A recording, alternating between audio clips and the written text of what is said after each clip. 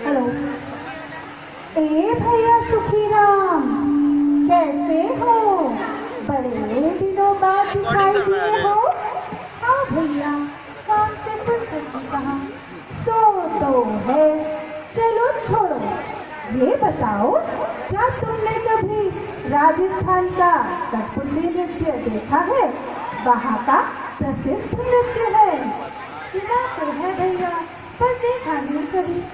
ऐसा है तो चलो, आज मैं तुम्हें ले चलता हूँ कठपुतलियों के देश और दिखाता हूँ राजस्थान का लोकप्रिय कठपुतली नृत्य। हाँ भैया, चलो चलो चलो। हाँ हाँ हाँ, चलो चलो चलो चलो चलो।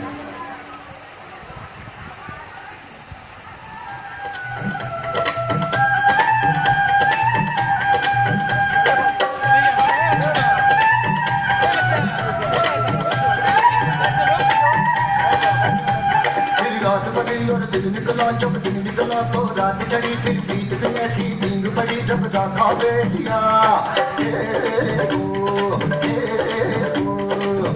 पर जब चांद चले और चांद के पीछे रात चले और तारों की बारात चले रब रखा बेलिया। हर रोज कहानी चलती है, कभी हवा सुनाती है बातें, कभी मान जबानी चलती है, रब रखा बेलिया।